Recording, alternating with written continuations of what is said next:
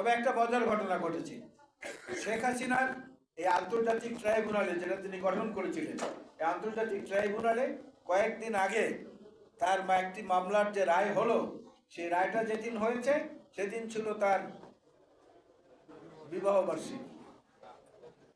তার এবং ডক্টর ওয়াজেদের বিবাহ বার্ষিকী ছিল ওই দিনটাতে। সেই দিনটিতেই তার ফাঁসির আদেশ হয়েছে।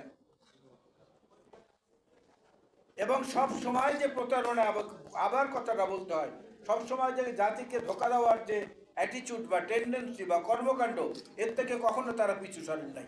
দেশনেত্রী বেগম খালেদা জিয়া তার ভোটাধিকার প্রয়োগ করেছিলেন, সেই ভোটের বাক্সে ব্যালটটি তিনি নিজে হাতে ধরে জাইমা রহমানের হাতে দিয়েছিলেন। জাইমা রহমান ব্যালটটি বাক্সের মধ্যে ঢুকিয়েছেন। এখনো বিভিন্ন ডকুমেন্টারিতে দেখবেন সেই জাইমা রহমান কিন্তু রাজনীতিতে চলে এসেছে। অর্থাৎ বাংলাদেশি জাতীয়তাবাদ এবং শহীদ জিয়া বীরুত্তমের প্রবর্তিত রাজনীতির 4 প্রজন্ম কিন্তু ইতিমধ্যে জাতির সামনে এসে উপস্থিত হয়েছে।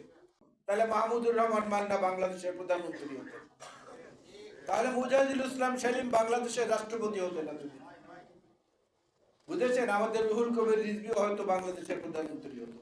এরাও তো বিভিন্ন বিশ্ববিদ্যালয়ের বিপি ছিলেন।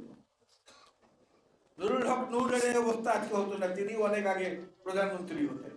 সুতরাং একটা দুটো বিশ্ববিদ্যালয়ে জয়লাভ করলে সে আনন্দে আপ্লুত হয়ে যে ধেই ধেই করে নাচানাচি শুরু করেছেন, এই নাচানাচি বাংলাদেশের মানুষ ভালোভাবে নেয় না।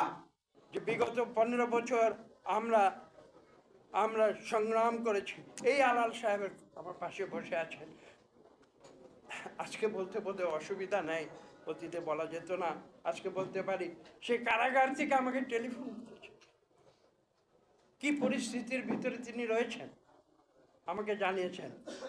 এবং আমি খোলাখুলি বলছি, সত্য কথা বলছি। তিনি আমাকে বলেছেন আমরা কোথায় আছি, কত কষ্টে আছি, বেঁচে আছি, মনে আছি, আশা না, কোনো দুশ্চিন্তা করবেন না, আপনি কথা বলে যান। এবং আমি এককভাবে সে সময় কথা বলে গিয়েছি।